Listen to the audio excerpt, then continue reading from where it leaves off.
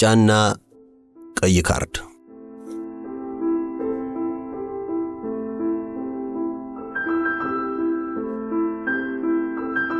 እኔ የምለው ብር አምባር ሰበረሎ ምናምን የሚሉት ነገር ቀር አይደል?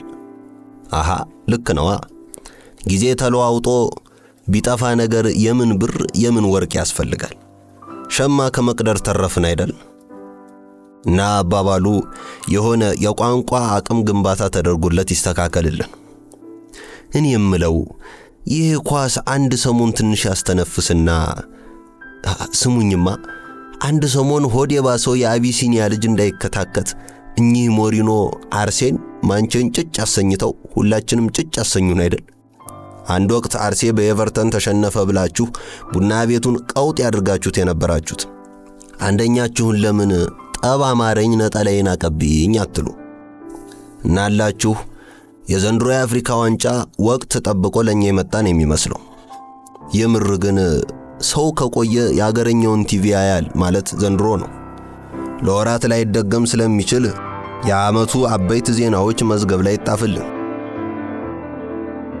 ታዲያማ ለ12 ሰዓት ትንሽ ደቂቃ ሲቃረብ ወደ ቤት ስንጣደፍ ያየሰው ምን ነው ይህን ያህል ቸኮልክ ደህና አይደለህም እንዴ ሲለን መልሱ ቲቪ እንዳያመልጠኝ ነው ሲሉት በድንጋጤ የጨዋም ድባ ይሆን ነው። ስሙኝማ መቼም ጨዋታን ጨዋታ ያነሳው የለ። የምር እኮ ብዙዎቻችን አለ አይደል የጨው አምድ ነገር ሆነናል። በዚህ ፍጥነት የሚሟማው ጨው ብቻ ነዋ። መንገድ ላይ የሚመዝኑት ልጆች መርፌው ብዙም አልንቀሳቀስ ሲላቸው ጋሼ አረ ትንሽ ጫን በሉት የሚሉበት ጊዜ ባይመጣ ነው። የጨው አምድ ሆኖ ከመቅረት ይሰውረንማ። እናላችሁ ሰሞኑን አሪፍ የሆነ ኳስ ከጨዋታው ሕግ ውልፍት ማለት የማይፈቀድበት ጥሩ ኳስ እያየን ነው። ለምን መሰላችሁ? የጨዋታውን ሕግ የሚያስከብሩ ብዙ አሪፍ ዳኞች አሉ። ይኸው እኛም እንደ ኳሱ የጨዋታውን ሕግ የሚያስከብርልን እያጣን ግራ ገብቶናል። አንተም ተው የሚለው ሰው ጠፍቶ በሬውን አረደው ከቀንበር ፈቶ አይነት ነገር እየሆነ ነው። እናማ የጨዋታው ሕግ እየተጣሰ በሬ ከቀንበር የሚፈታ ሲበዛ የግድ የጨዋታውን ሕግ የሚያስከብር ያስፈልገናል። አሃ ቢጫና ቀይ ካርድ የለም እየተባለ ሁሉም ነገር እየተደበላለቀ ነው። እናማ ፊሽካ ነፍቶ የሚያስቆም ጠፋ እንጂ ያልተገባ ጨዋታ ሞልቶላችኋል። የሚያይ አጫዋች ሳይኖር በክርን አገጭ ማውለቅ በሽበሽ ነው። አንድ ወዳጄ የሆነ ሞቅ ያለ ቢጤ ፕሮጀክት እንዳሸነፈ ይነገረዋል። እናላችሁ በተቀጠረበት ቀን እየተፍነከነከ ውል ሊፈራረም ሲሄድ ምን አሉት መሰላችሁ? ስህተት ተሰርቶ ነው እንጂ ያሸነፈው ሌላ ነው። እናላችሁ እሱ በጨዋታው ሕግ ሲሄድ ለካስ ዳኛ በሌለበት በክርን አገጩን ተብሏል። የምር ግርም የሚል ነገር እኮ ነው። ስታስቡት እኮ ነገሮች እንደፈለገው የሚፈቀዱበት እንደፈለገው የሚሰረዙበት የኛ አይነት ይኖራል።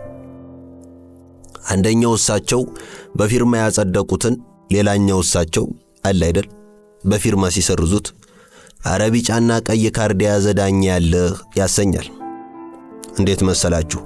ምንም ነገር ተፈቀደልኝ እሺ ተባልኩኝ ተብሎ ጮቤ መርገጥ የሞኝ ነገር አይነት እየሆነ ነው።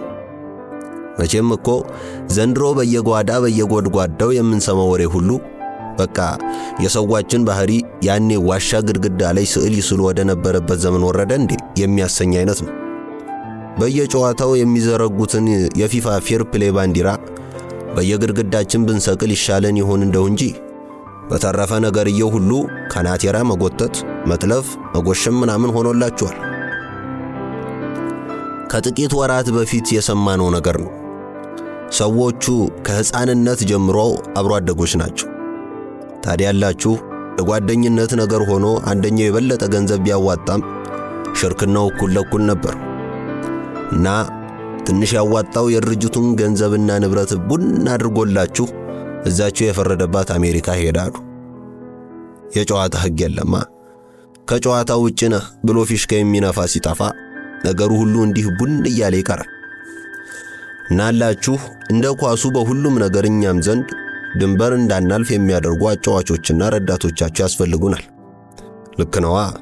ነገርየው ሁሉ ተደነቃቅፎ ሸውዶ በእጁ ያገባ ጎሉ ሲጸድቅለት፣ ተጫውቶ በእግሩ ያገባ እየተሻረበት፣ በቋፍ የያዘችን ስስ ክር ሁሉ ለይቶላት ጧ ልትል ምንም አልቀራት። የራሱ ሥራ አውላላ ሜዳ ላይ ቀርቶ በሰው ሥራ የፊት አጥቂ ካልሆንኩ የሚል ተመሳስሎ የተሠራ ማሊያ ለብሶ ብቅ የሚል መዓት ነው ከጨዋታው ሕግ ውጪ። ስሙኝማ፣ መቼም ጨዋታን ጨዋታ ያነሰው የለ።